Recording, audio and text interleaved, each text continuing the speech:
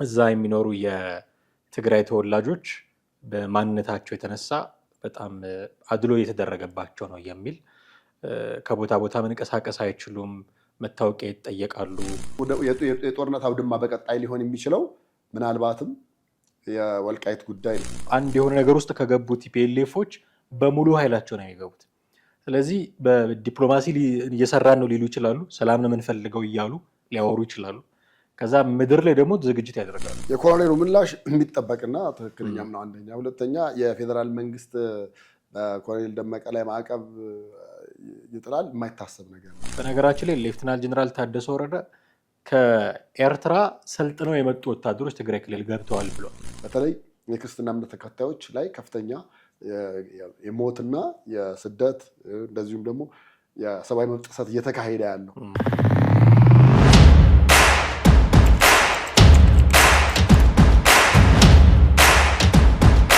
ሰላም ጤና ይስጥልን። እንዴት አላችሁ ውድ ቤተሰቦቻችን? ቴዎድሮስ ካሳና አማሃ ደግፋ በወቅታዊ ፕሮግራማችን ወደ እናንተ መጥተናል። የተከታተላችሁ የምትገኙት ዘኢትዮጵያ የዩቲዩብ ቻናላችን ነው። ዛሬ የምናነሳው በወልቃይት ሰሞኑን እየወጡ ባሉ ሪፖርቶች እነ ኮሎኔል ደመቀ ዘውዱ ላይ የወጡ ሪፖርቶች አሉ። የኮሎኔል ደመቀ ዘውዱ ምላሽም አለ። ወልቃይት ምን እየተደረገ ነው ብለን እንጠይቃለን።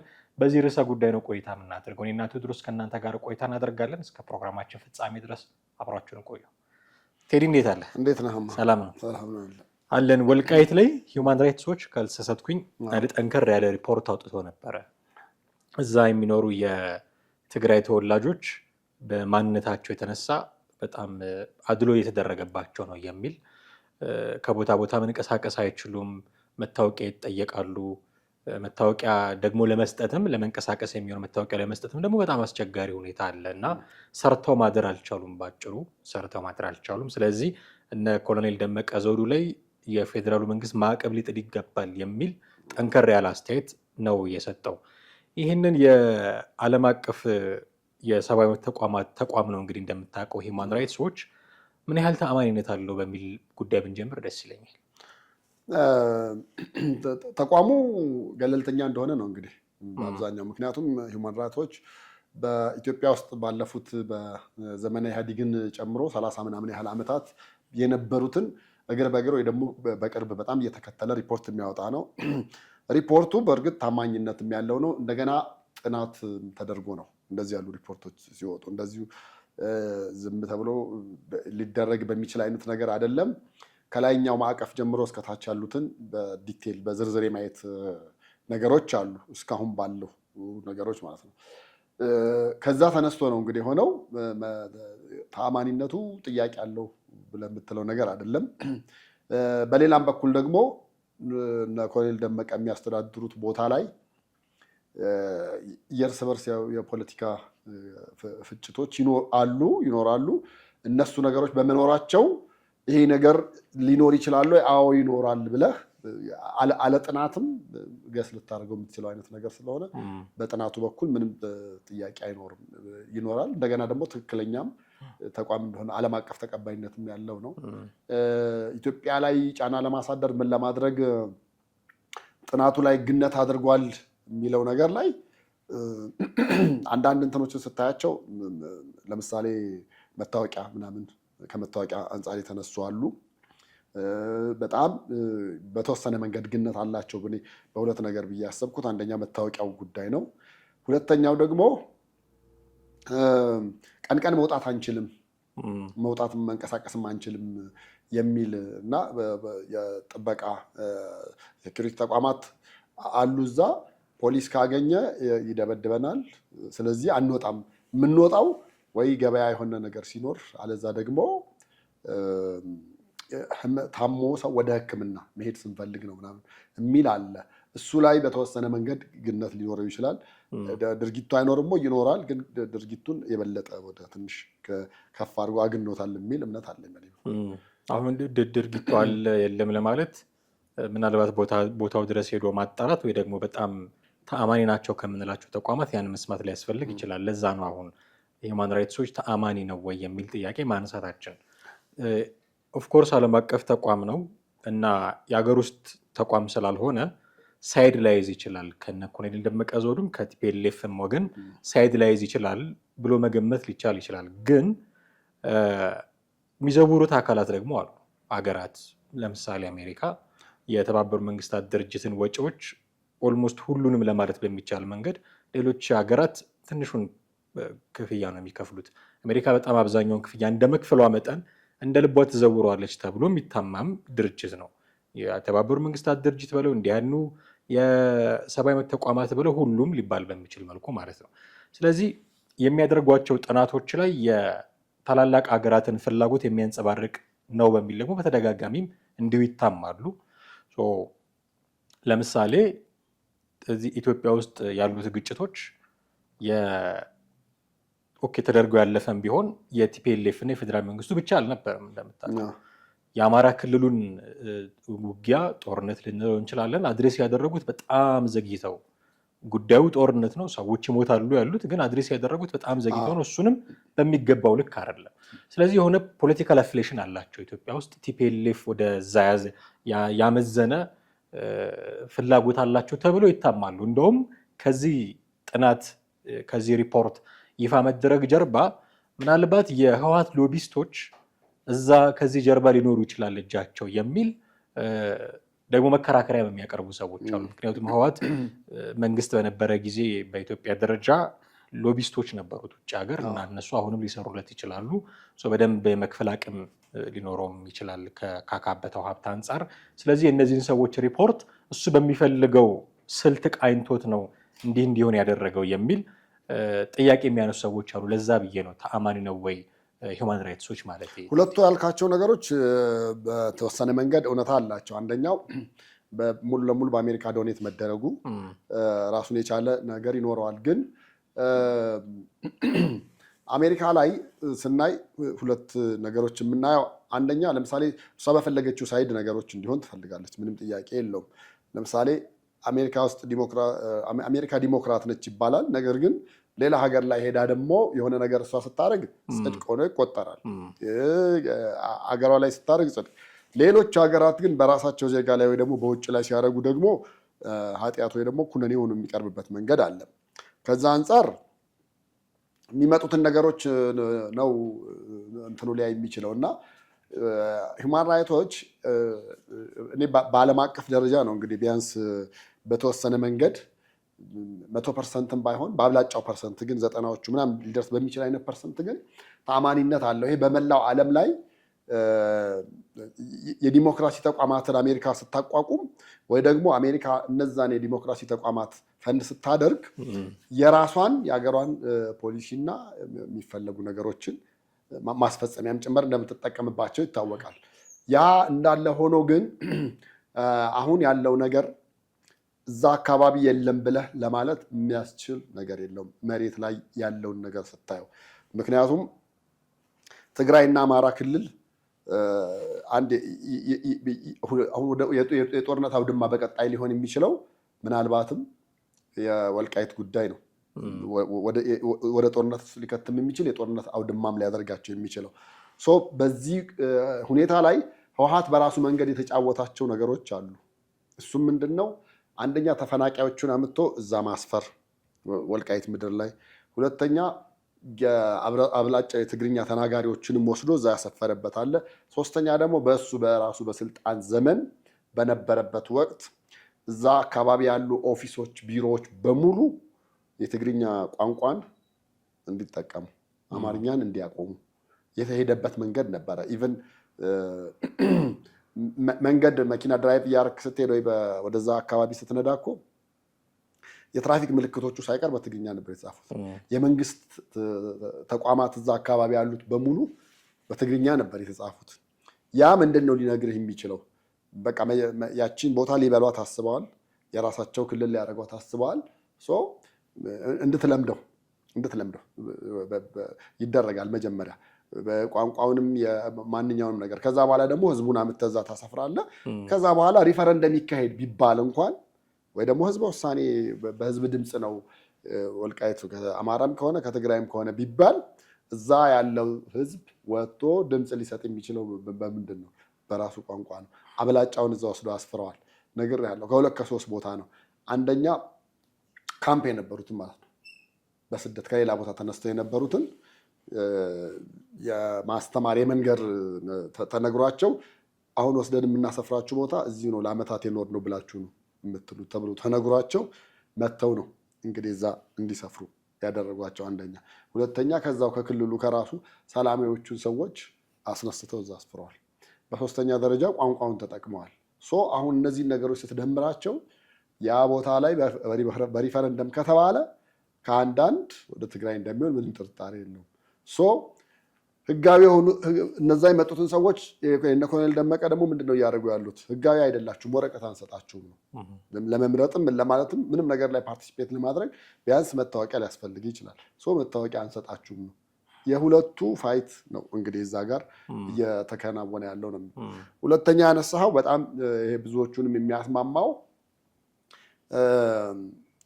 የለውጡ መንግስት እንኳን እንጃ በዚህ በ8 ዓመት በ7 ዓመት ውስጥ በሎቢ ደረጃ ምንም የሰራው ስራ አንደኛ የለም፣ ምንም የለም። አይደለም እሱ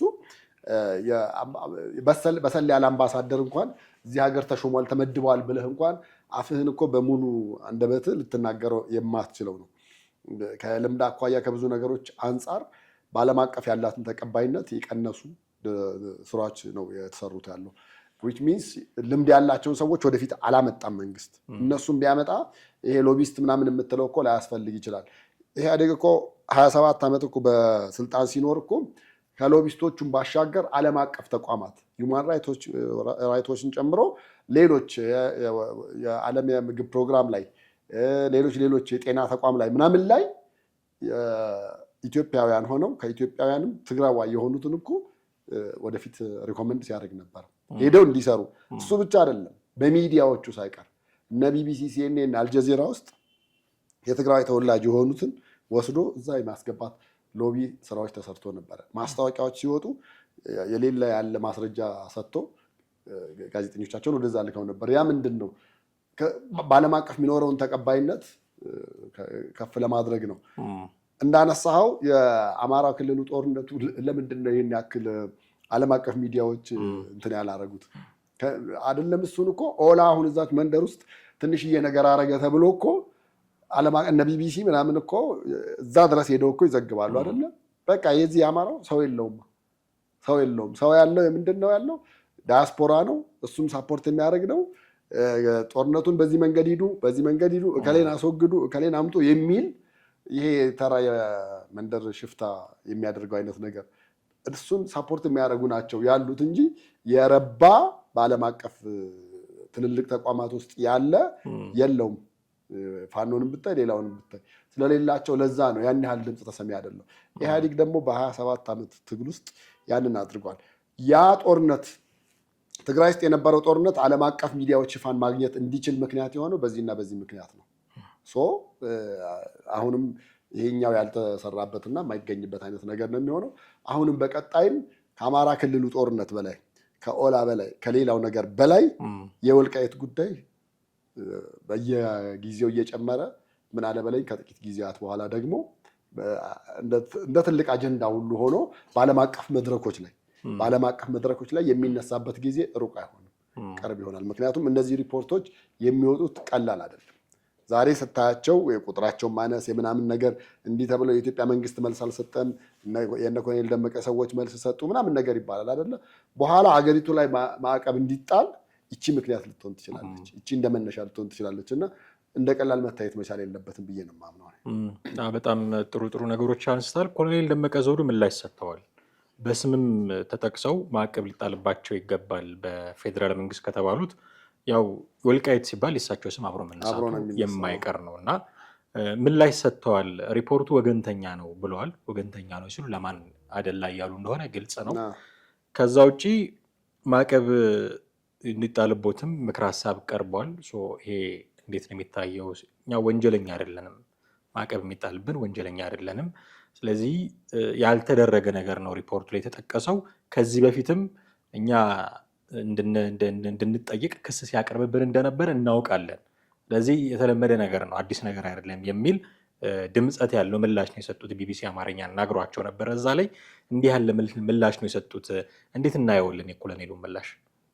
የኮሎኔሉ ምላሽ የሚጠበቅና ትክክለኛም ነው አንደኛ። ሁለተኛ የፌዴራል መንግስት በኮሎኔል ደመቀ ላይ ማዕቀብ ይጥላል የማይታሰብ ነገር ነው። እንኳን ሊጥል የበለጠ አጋዥ ኃይል እንደሆነ ነው እኔ የሚገባኝ።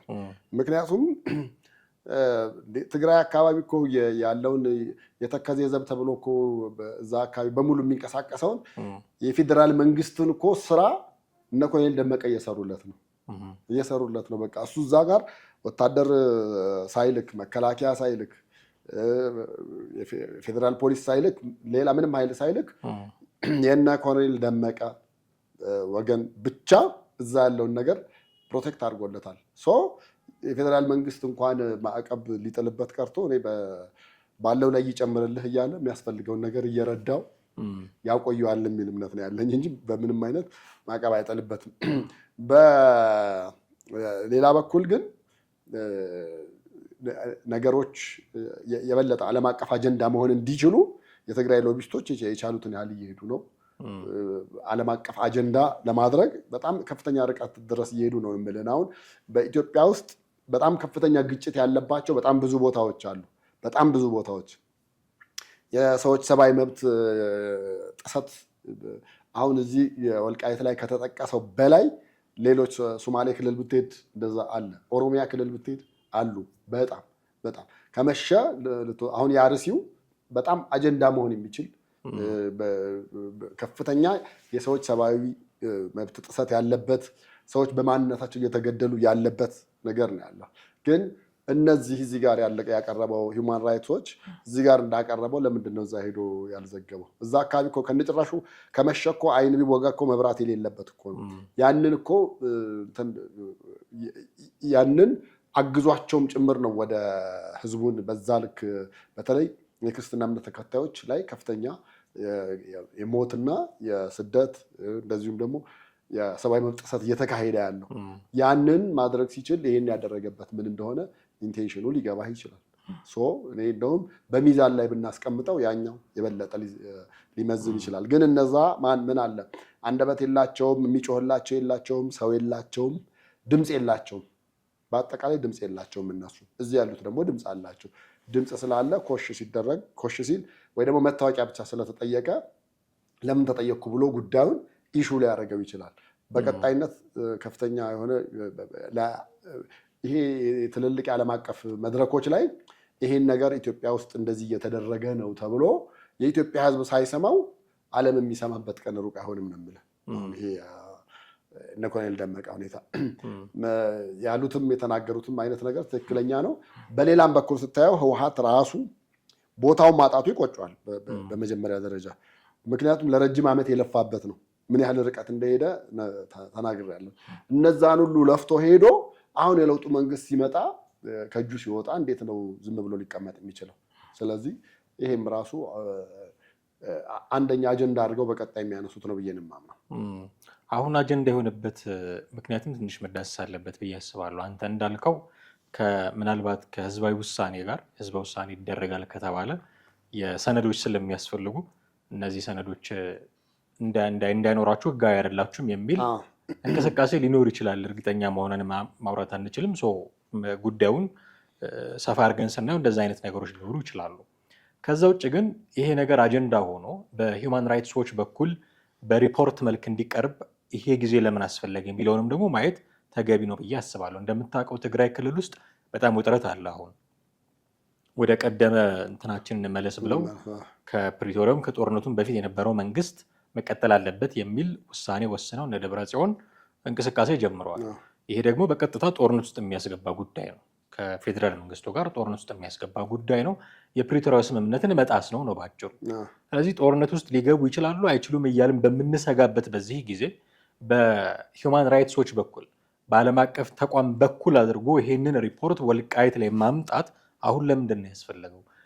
ለተጀመረው የጦርነት ጉሰማ እንደ ነዳጅ እንዲያገለግል ነው።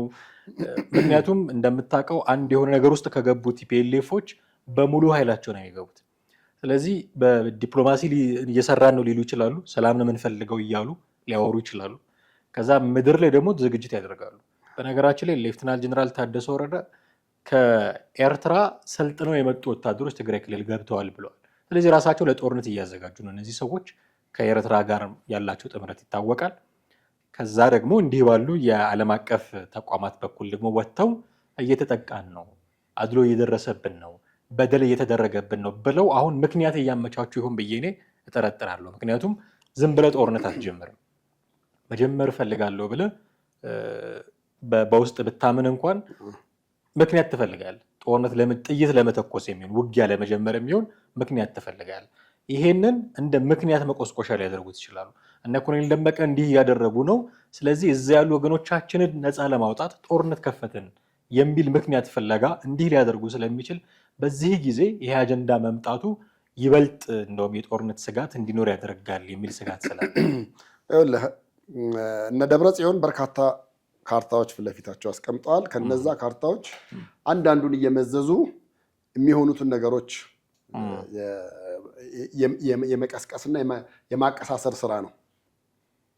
ከነዚህ መካከል አንደኛው ይሄው የወልቃይቱ ጉዳይ ነው።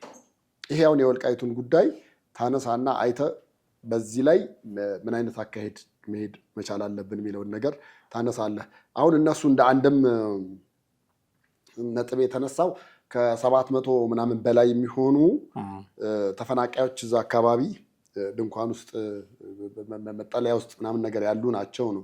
እነሱም አሁን ወደ ቦታቸው ወደ ቀያቸው እንዳይመለሱ አንደኛ ምክንያት የሆነው እዛ ውስጥ እየተደረገ ያለው የሰብአዊ መብት ጥሰት እንቅስቃሴዎች ናቸው የሚለው አንደኛው ካርታቸው ነው። ሌላ ሁለተኛው የፕሪቶሪያውን ስምምነት የሚያነሱበት ነው። ሶስተኛው የነ ታደሰ ወረደን ሙሉ ለሙሉ የማይቀበሉበት ነው። አራተኛ ከትግራይ ጋር ማነው ከኤርትራ ጋር ሆነን እንስራበት ነው። አምስተኛው ከፋኖ ጋር ሆነን እንስራበት ነው። እነዚህን ነገሮች ሁሉ አሁን ብዙ ኦፕሽን ብዙ ኦፖርቹኒቲ እንዳላቸው ነው የሚያስቡት እነሱ። ጦርነቱን ለመጀመር ግን እነዚህም አሁን የጠቀስኳቸው 6ቱ 7ቱ ሳያስፈልጉ አንዱ ብቻ በቂ ሊሆን ይችላል። ለምሳሌ የወልቃይት ጉዳይ በቃ በቂ ነው ብለህ ጦርነት ልታነሳ ትችላለህ፣ ለማንሳት ምክንያት ከፈለክ ነው የምልህ። ይሄ ሌላ ሁለተኛው የታደሰ ወረደን እኮ ሲምፕል በሆነ ወይ አሁን ባለፈው ፌዴራል መንግስት ጋር ተነጋግሮ ከመጣ በኋላ ሊያነጋግሩትም ፈቃደኛ አልነበሩም፣ ሊያገኙትም አልነበሩም። በአንድ በኩል ማግኘትና መረጃ መውሰድ ይፈልጋሉ። ፌዴራል መንግስቱ ምን አለ፣ ምንድን ነው ያወራችሁት የሚለውን ነገር ይፈልጋሉ።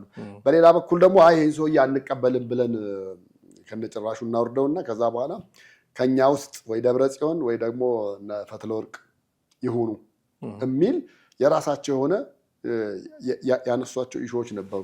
እነዛ ነገሮች አላስኬዳቸው ሲሉ ነው አሁን ታደሰም እንዳለ ሆኖ ነገር ግን የፕሪቶሪያው ስምምነት ላይ ብንል መንግስት ደግሞ የፌዴራል መንግስት ደግሞ የተበላ ቁብ ነው በቃ አሁን ማንም እንደ ኦባሳንጆ መተህ ለማደራደር ምናምን ነገር አይቀበልም።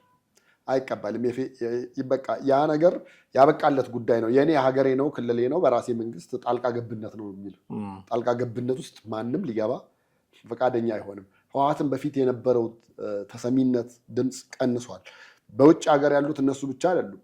ታስታውሳለህ እንዲህ አሁን እነሱ ያን ጊዜ ያግዙ የነበሩት ሚዲያዎች የነሱ በውጭ ሀገር ያሉት አሁን ማንኛው ነው ከጎናቸው የቆመው? ቁጥር ቀንሰዋል።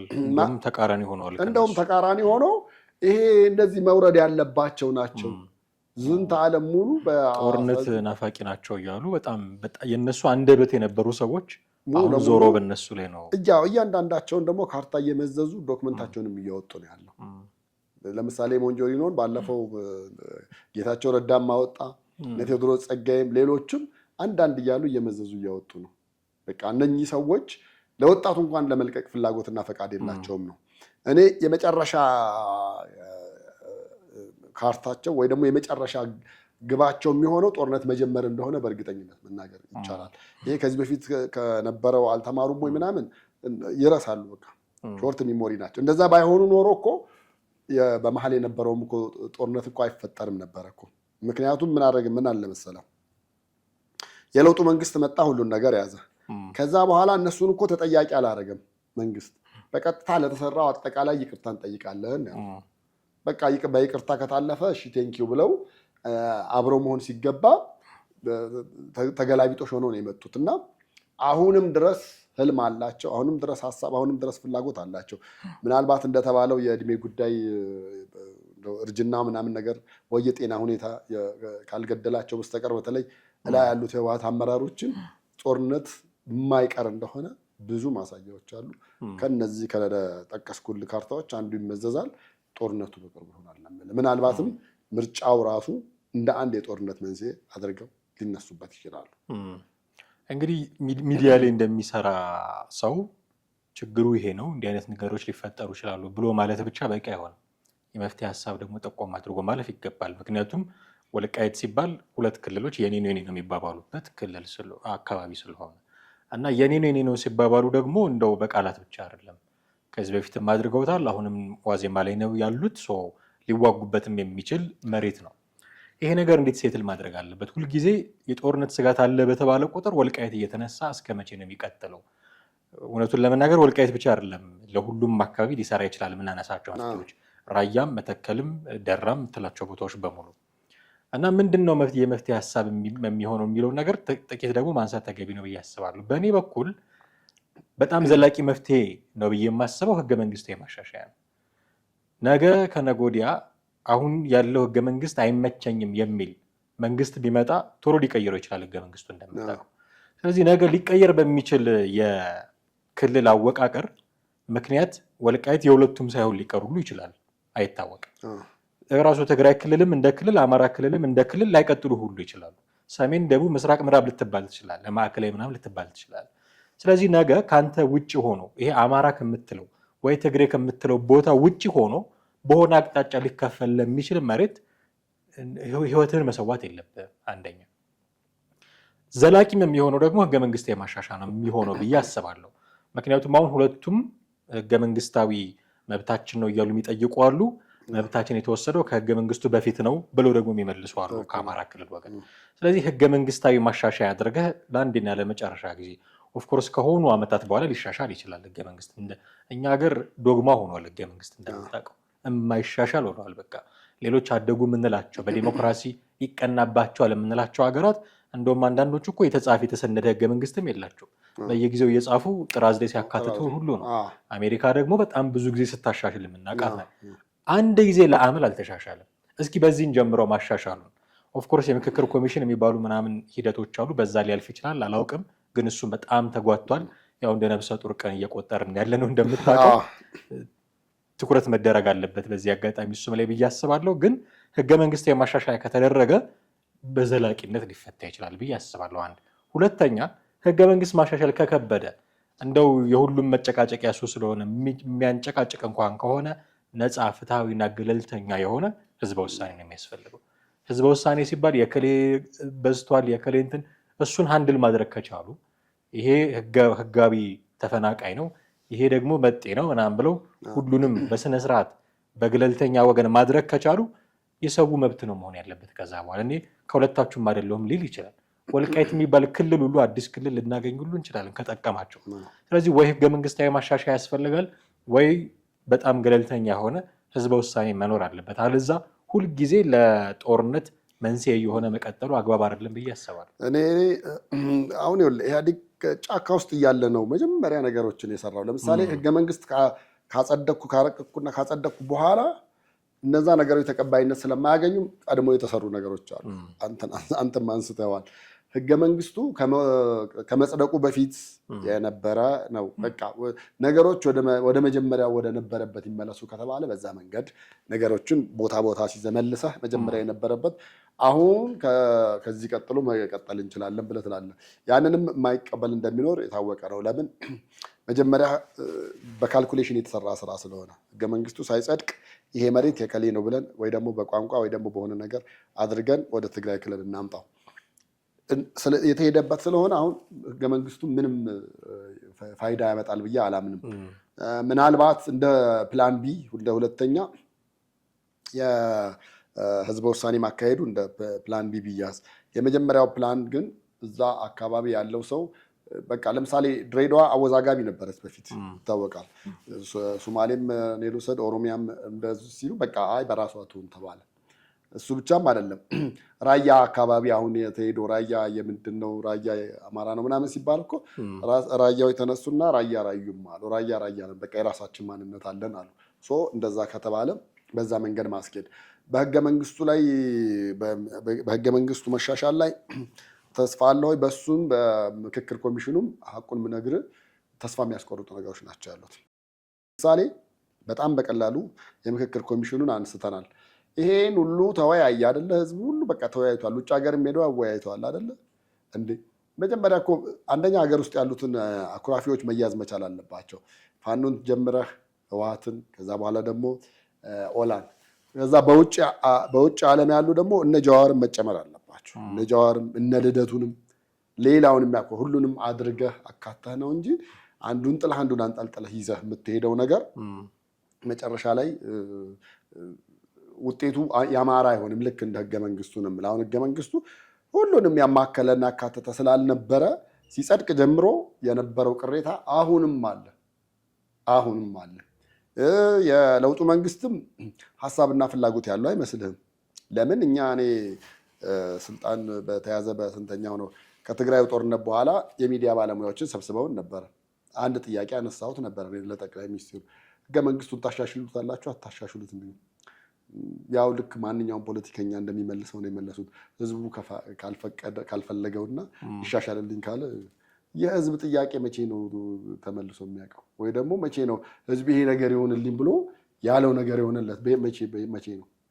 የትኛውም ዓለም ላይ የለም፣ አታገኝም። እና ከመሪነትም ጥንካሬና የውሳኔ መሆን መቻል አለበት። በእርግጠኝነት ጠቅላይ ሚኒስትር አብይ አህመድ ወደ ስልጣን ሲመጡ አንደኛው ህገ መንግስቱን የሚቃወሙ እሳቸው እንደነበሩ ነው የማውቀው። ከዛ በኋላም ደግሞ የማሻሻል ሀሳብና ፍላጎት ነበረ። ግን ሲፈልግህ ይዘኸው እሱን እያራዘምክ እያጓተትክ ምናምን አይነት ነገር ከሆነ አገሪቱ ውስጥም ያለውን ሰላም ማምጣት የተፈለገውን ያክል መሄድ እንዳይቻል ነው የሚያደርገው። በዚህ መንገድ አይሄድም ነው የምልህ። እና የወልቃይትም ጉዳይ ሊሆን የሚችለው አንድና አንድ መጀመሪያ በራሳቸው እንዲተዳደሩ ታደርጋለህ። ከዛ ፕላን ቢ የሚሆነውን ደግሞ ህዝብ ውሳኔ ብለህ ትሰጣለህ። ከዛ በዘለለ ሌላ መፍትሄ ይመጣል ይገኛል ምናምን የሚል እምነትም የለኝም። ምክክር ኮሚሽኑን ቢገባበት ራሱ ይህን ነገር ያስተካክለዋል ምናምን ብለህ ልትለው የምትችለው ነገር አይደለም። እኛ እንደ ሚዲያ ላይ እንደሚሰራ ሰው ከዚህ የዘለለ መፍትሄ ሀሳብ ማቅረብ አትችልም። ሄደህ እዛ ሰላም አስከባሪ ልከህ አንተምቶ ማለት አትችልም። ያ የሚመለከታቸው አካላት አሉ። የተባሉ ነገር እውነት ከሆነ መስተካከል ያለበት ነገር ነው። ውሸትም ከሆነ ደግሞ እንዲህ አይነት አካሄድ እንደማይጠቅም አውቆ በሀገር ልጅ መካከል የሚደረግ ውይይት አድርጎ ጉዳዩን በሰላም መፍታት በጣም የሚበረታታ ነገር ነው። እሱን ነው ማለት የምንወደው። በጣም አድርጌ ያመሰግናለሁ ቴዲ። ውድ ቤተሰቦቻችን እናንተም ከኛ ጋር የነበራችሁ ቆይታ እጅግ አድርገን እናመሰግናችኋለን። የዛሬው ፕሮግራማችንን እዚህ ላይ እናበቃለን። ሀሳብ፣ አስተያየት፣ ጥያቄ ሲኖራችሁ በተለመደው መንገድ ልታደርሱን ትችላላችሁ። በሚቀጥለው ክፍለ ጊዜ በሌላ ርዕሰ ጉዳይ እንጠብቃችኋለን። ሰላም።